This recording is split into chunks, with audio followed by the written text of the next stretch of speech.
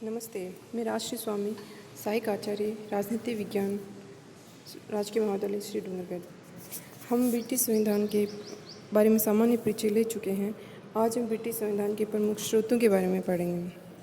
किसी भी देश में दो प्रकार के संविधान होते हैं, लिखित संविधान और अलिखित संविधान।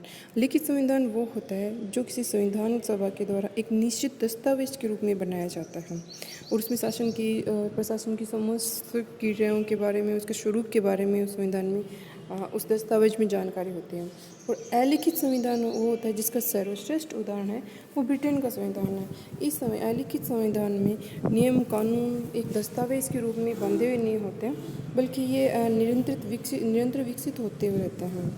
तो ब्रिटिश संविधान के बारे में मुन्नो ने कुछ बहुत सुंदर शब्दों का प्रयोग करते हुए लिखा है कि ब्रिटिश संविधान एक ऐसा प्रलेख है जिसमें कोई एक लेख न होकर सैकड़ों लेख है।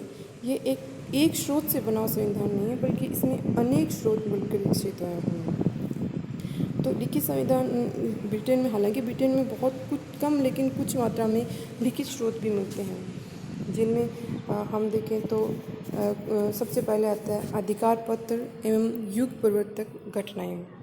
तो अधिकार पत्र में सबसे पहले मैग्ना कार्टा की बात की जाती है। जैसे कि हम जानते हैं कि 1215 ईस्वी में मैग्ना कार्टा का अधिकार पत्र लाया गया था और इस अधिकार पत्र में सर्वप्रथम राजा पर ये अंकुश लगाया गया था कि वह बिना महान परिषद की अनुमति के कोई कर जनता पर कोई कर नहीं लगा सकता। यानी कि ये वैधानिक लोकतंत्र या सीमित राजतंत्र की शुरुआत मैग्ना कार्टा से हुई थी। ये एक लिखित दस्तावेज के रूप में माना जाता है और 1628 में आया था अधिकारों की याचिका। और उसी तरह हम देखते हैं कि 1688 ईस्वी में ब्रिटेन में रक्तहीन या गौरवपूर्ण क्रांति हुई थी, जहाँ एक सत्ता बहुत ही बिना किसी युद्ध या हिंसक क्रांति के दूसरी शासन में बदल गया था। तो 1688 में गौरवपूर्ण क्रांति के बाद 1689 में अधिकारों का एक बिल पास हुआ था। जैसे हम उसमें कल पढ़ चुके हैं कि अधिकारों के बिल में राज्य संसदीय शक्तियों को बहुत अधिक शक्तिशाली बना दिया गया था और राज्य के अधिकारों को सीमित कर दिया गया था। राजा को कर लेने से पहले जनता संसद की अनुमति लेनी पड़ती थी। राजा अपनी कोई निजी सेना नहीं रख सकता था और भाषण उसको कम से कम वर्ष में एक बार संसद में उपस्थित होकर उसको अपना व्यू रखना पड़ता था। और उसको जो भाषण देते थे संसद सदस्य, उन पर किसी प्रकार का कोई नियंत्रण राजा का नहीं था। यानी कि अभिव्यक्ति की स्वतंत्रता 1689 के अधिनियम में दी गई थी। इसके अलावा जो लिखित स्रोत हैं उनमें आता है सेटलमेंट एक्ट 1701 में आया था, संसदीय अधिनियम 1911 में आए थे, 1949 में आए थे और भारत शासन अधिनियम जो 1947 में आया था, उसके तहत भी ब्रिटिश संसदीय व्यवस्था को काफ़ी हद तक प्रभावित किया था। तो ये तो जो लिखित अधिकार पत्र और युग प्रवर्तक घटनाएं थी जिन्होंने ब्रिटिश संविधान को प्रभावित किया। इसके अलावा जो सोर्स हैं जो ब्रिटिश संविधान को प्रभावित करते हैं, उनमें आता है संसद द्वारा पारित किए गए अधिनियम। तो समय समय पर संसद जो अधिनियम पारित करती है, कानून बनाती रहती है, वो वहाँ की संविधान का भाग बनता जाता है। और तीसरा आता है न्यायिक निर्णय। न्यायिक निर्णय का तात्पर्य है कि जो न्यायपालिका किसी भी का मामले में, किसी भी क्षेत्र में अपने को निर्णय देती है, तो वो निर्णय उस संविधान का भाग बन जाता है।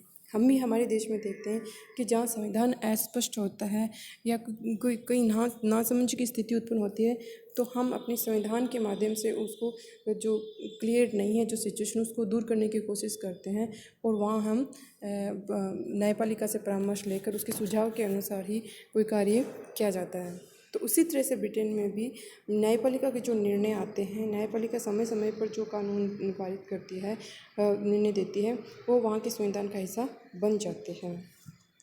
तो डाइस ने कहा कि अंग्रेजी संविधान किसी कानूनों का परिणाम नहीं है, बल्कि ये व्यक्तियों द्वारा अपने अधिकारों की रक्षा के लिए जो अभियोग लगाए जाते हैं व्यक्तियों द्वारा न्यायालय में अपने अधिकारों की रक्षा के लिए, तो उस अभियोग के संबंध में न्यायालय जो भी निर्णय देता है वो वहाँ के संविधान का हिस्सा बन जाते हैं।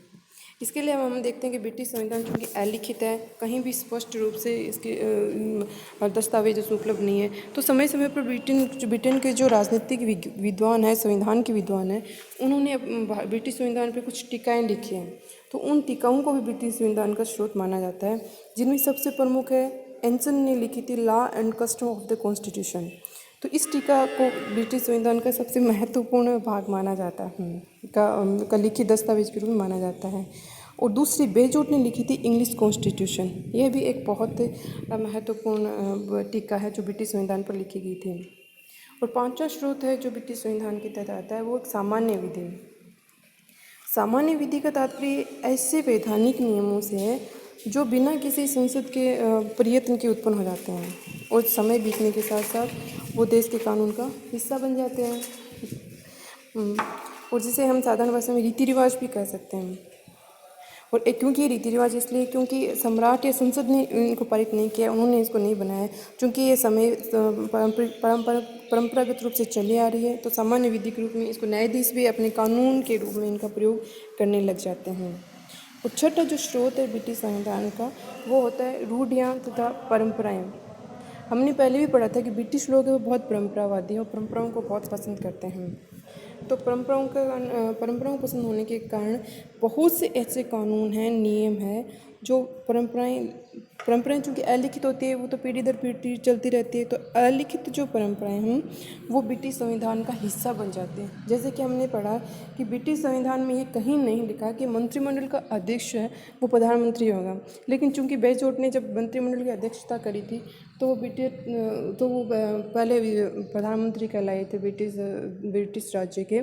तो वो एक परंपरा बन गई और वो परंपरा सदियों से वहाँ चली आ रही है। और जो भी अब मंत्रिमंडल का जो अध्यक्ष होता है वो अपने आप ही स्वतः स्फूर्त ब्रिटेन का प्रधानमंत्री कहलाया जाता है। इसी तरह एक सामान्य नियम वहाँ पर है कि जो कॉमन सभा का बहुमत का नेता होगा वो प्रधानमंत्री होगा, लेकिन यह कोई कानून में या कहीं संविधान में इसमें स्पष्ट रूप से लिखा हुआ कहीं भी नहीं है।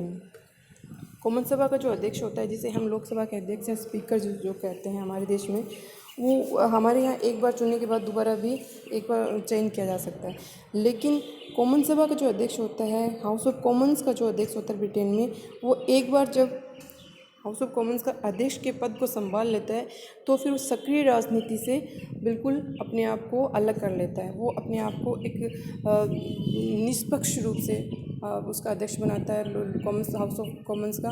उसके बाद वो किसी भी राजनीतिक पार्टी का सदस्य नहीं रहता है। तो ये एक सामान्य परंपरा, ये रूढ़ियाँ हैं जो ब्रिटिश संविधान का हिस्सा है और वो उस हिस्से के रूप में ब्रिटिश संविधान का भाग बन जाते हैं। तो ये जो हाउस ऑफ द ब्रिटिश संविधान का कॉन्स्टिट्यूशन है वो इस तरह से आगे निरंतर चलता रहता है। और ये कॉन्स्टिट्यूशन कोई एक लिखित स्वरूप में नहीं है, निरंतर विकसित हो रहा है, आगे बढ़ रहा है। और जिसे हम एक डायग्राम के माध्यम से भी इसको देखने की कोशिश करते हैं कि किस तरह से ब्रिटिश संविधान है वो परंपराओं के अधिकार पत्रों के माध्यम से संसदीय अधिनियम, न्यायिक निर्णय, सामान्य विधि, विभिन्न प्रकार की टीकाएँ, वो परंपराओं, इन सब को मिलकर इनके जो अलग अलग स्रोत हैं उन स्रोतों से मिलकर एक संविधान का निर्माण करता है। और ये संविधान विश्व का सबसे प्राचीनतम संविधान है, क्योंकि 1400 वर्षों के का निरंतर विकास का ये परिणाम है। और इसे हम जैसे पहले कहा था कि ये विश्व के मातृ संविधान माना जाता है। इसी संविधान से प्रेरणा लेकर फिर विश्व के जो बाद में देश स्वतंत्र हुए हैं, विश्व के देश, उन्होंने ब्रिटिश संविधान से प्रेरणा लेकर अपने संविधान के निर्माण करी है। और बहुत से देशों में संसदीय शासन व्यवस्था है वो लगभग ब्रिटिश संविधान के ही अनुरूप है। ब्रिटिश संविधान को ही उन्होंने अपना आदर्श माना है, उस आदर्श के स्वरूप में उन्होंने अपने संविधान का निर्माण करा है। धन्यवाद।